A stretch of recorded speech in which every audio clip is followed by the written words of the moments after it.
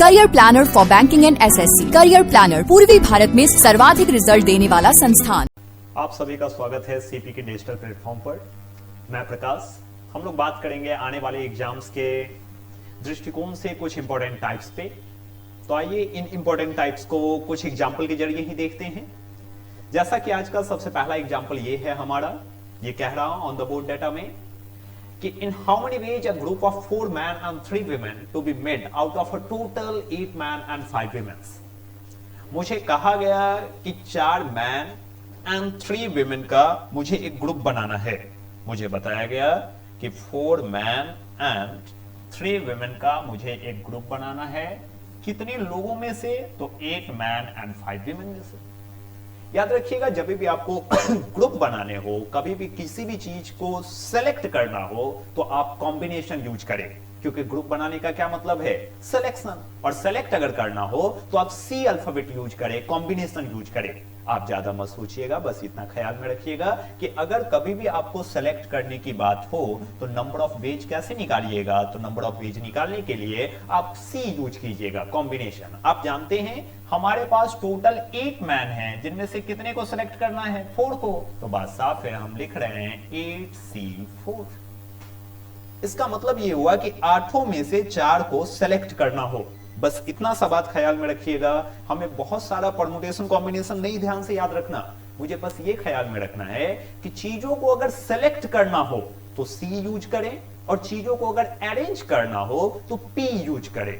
अगर चीजों को सेलेक्ट करना हो तो कॉम्बिनेशन यूज करें, चीजों को अरेंज करना हो तो परमुटेशन यूज करें। तो यहां आदमियों को लाइन में बैठाने को नहीं बोला गया है, यहां कहा गया है कि हमें सिर्फ ग्रुप बनाना है, मतलब टीम बनाना है, मतलब सेलेक्ट करना है। तो हम 8 लोगों में से 4 मैन को क्या करेंगे? सेलेक्ट करेंगे। और चीजें एंड से कनेक्टेड हुई हैं। याद रखिएगा, अगर चीजें एंड से कनेक्टेड हो तो आप मल्टीप्लाई यूज करें। अगर चीजें एंड से कनेक्टेड हो तो आप मल्टीप्लाई सिंबल यूज करें, और अगर चीजें और से कनेक्टेड हो तो आप ऐड सिंबल यूज करें। बस इतना ख्याल में रखिएगा कि चीजें अगर एंड से कनेक्टेड है तो मल्टीप्लाई यूज कीजिए, चीजें अगर और से कनेक्टेड है तो ऐड यूज कीजिए। बस इतनी सी बात। तो आप मुझे बताइए, क्या यहां चीजें एंड से कनेक्टेड है? तो आप यहां मल्टीप्लाई यूज कीजिए।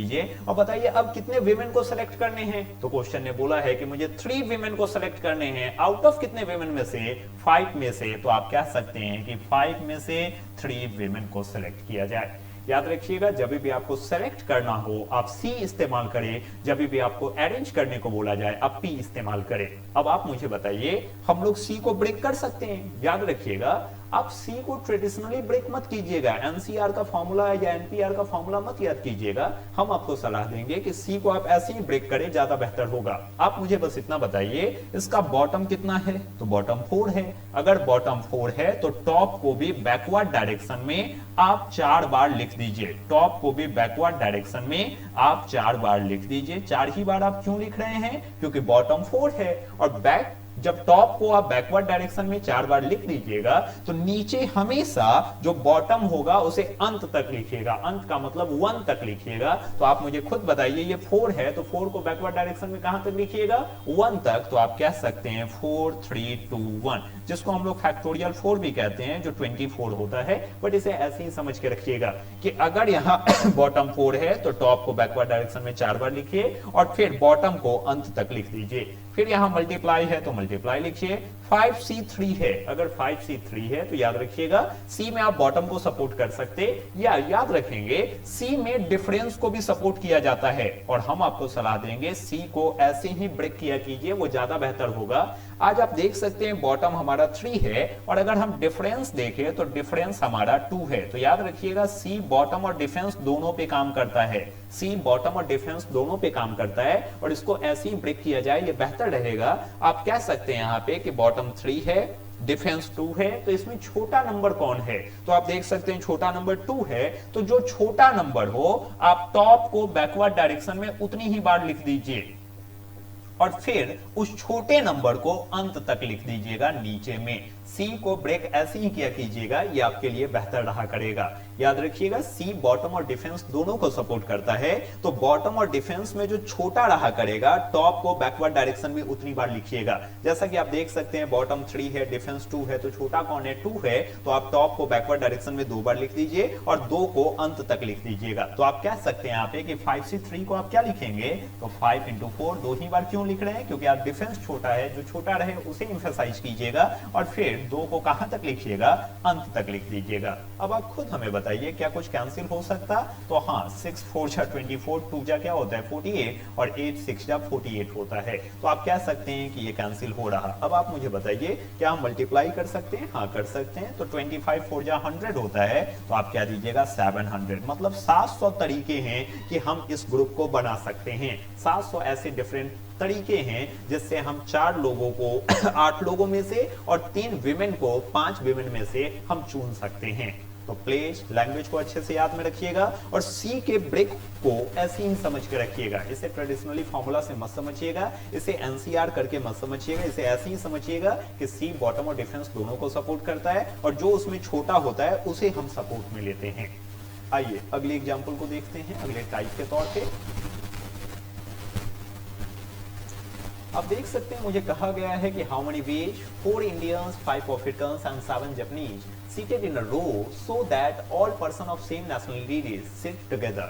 यहाँ पे कंडीशन ये दिया है कि सेम नेशन वाले एक साथ बैठेंगे, ये सबसे अच्छी बात यहाँ है। याद रखिएगा कभी भी आपको बोला जाए कि ये लोग एक साथ रहने वाले हैं, तो जिनको भी एक साथ रहने की बात करे आप उन्हें हमेशा एक बॉक्स में डाल दीजिएगा। याद रखिएगा जिनको भी एक साथ रखने की बात की जाए आप हमेशा उसे एक बॉक्स में डाल दीजिएगा। आप मुझे बताइए कितने इंडियंस है 4, तो आप 4 इंडियंस को बॉक्स में डाल दीजिए। फिर आप देख सकते हैं 5 अफ्रीकन है, तो 5 अफ्रीकन को भी बॉक्स में डाल दीजिए। याद रखिएगा जिनको भी एक साथ रखने की बात की जाए आप हमेशा ऐसी टाइप की क्वेश्चन में उन्हें एक बॉक्स में डाल दीजिएगा।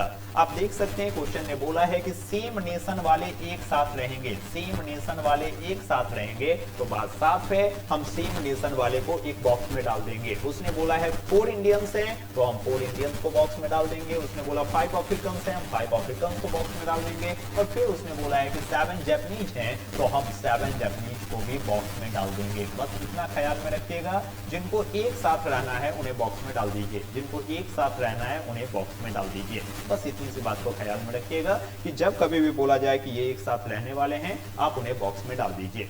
अब आप बॉक्स को हमेशा 1 काउंट कीजिएगा। याद रखिएगा बॉक्स में डालने के बाद बॉक्स को हमेशा 1 काउंट कीजिएगा। तो बताइए ये एक पीस है, ये एक पीस है, ये एक पीस है, तो टोटल कितने पीस हैं 3। और याद रखिएगा जब आपको किसी को रो में सजाना हो तो जितने लोग होते हैं उतना ही फैक्टोरियल हो जाता है। तो अगर रो में सजाना हो, लाइन में सजाना हो, तो जितने लोग होते हैं उतना ही फैक्टोरियल हो जाता है। तो यहाँ पर 3 पीसेस हैं, तो बात साफ है इन्हें अरेंज करने के 3 फैक्टोरियल।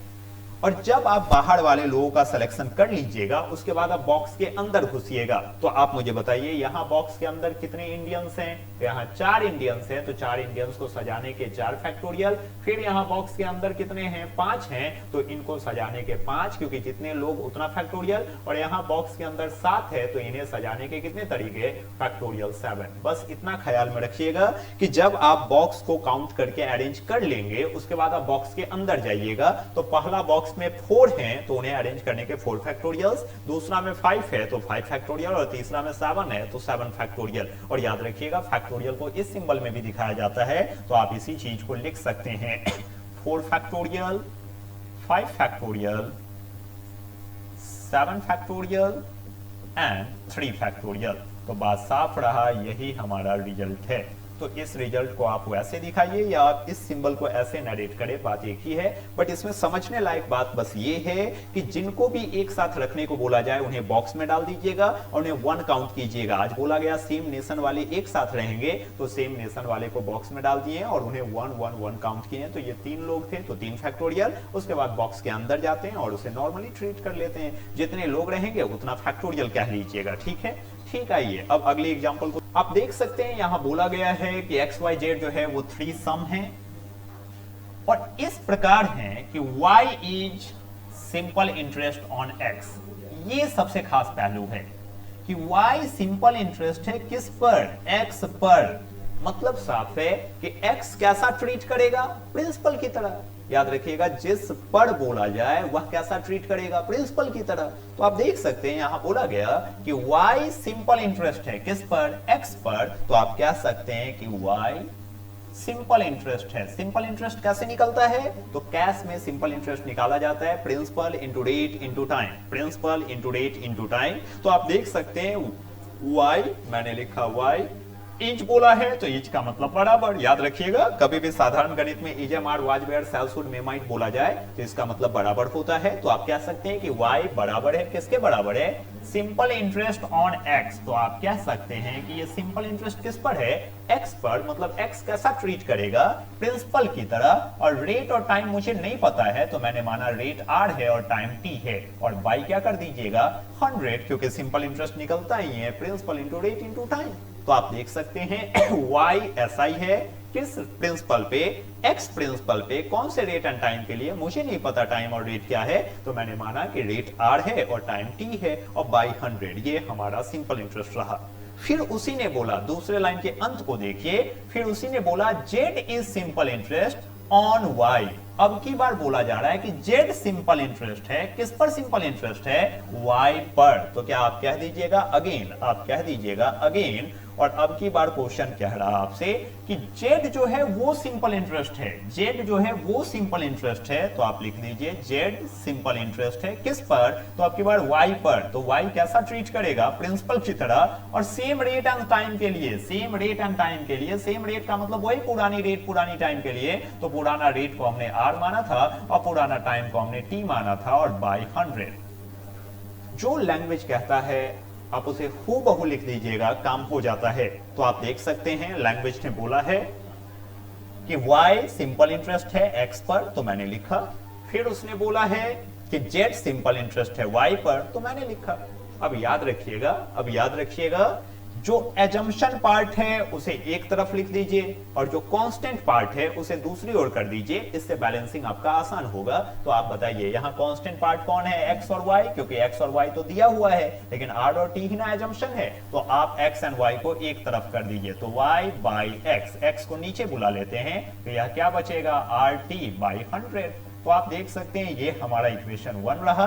और फिर इधर भी कांस्टेंट को एक तरफ कर लीजिए और एजम्पशन को दूसरी ओर कर लीजिए। तो ये RT बाई 100 है, ये इक्वेशन 2 रहा। और आप गौर से देखिए इक्वेशन 1 एंड 2 का राइट साइड क्या है, सेम है। अगर इक्वेशन 1 एंड 2 का राइट साइड सेम है तो निश्चित इनका लेफ्ट साइड भी क्या होना चाहिए, सेम होना चाहिए। तो आप कह सकते हैं कि फ्रॉम 1 एंड 2, फ्रॉम 1 एंड 2 आप लिख सकते हैं फ्रॉम 1 एंड 2, फ्रॉम 1 एंड 2 आप कह सकते हैं कि यहाँ लेफ्ट साइड क्या है 1 का, y बाई x, और यहाँ लेफ्ट साइड क्या है इक्वेशन 2 का, z बाई y। ये दोनों आपस में क्या होंगे, बराबर। तो आप कह दीजिएगा क्रॉस इंप्लाइज, तो y स्क्वायर बराबर क्या बोला जाए, तो y स्क्वायर बराबर बोला जाए zx। आप zx कहिए या xz कहिए, बातें क्या है, सेम है। तो यही रिलेशनशिप है, ये रिलेशनशिप है किसमें, x and y and z में, कि x और y z में क्या रिलेशन है। तो प्लीज लैंग्वेज को अच्छे से समझिएगा। जो लैंग्वेज कहता है कॉन्फिडेंटली आप लिख दीजिएगा, काम हो जाएगा। इक्वेशन सिर्फ समझाने के पर्पज से लिखें, यहाँ पे इक्वेशन का कोई महत्व नहीं था।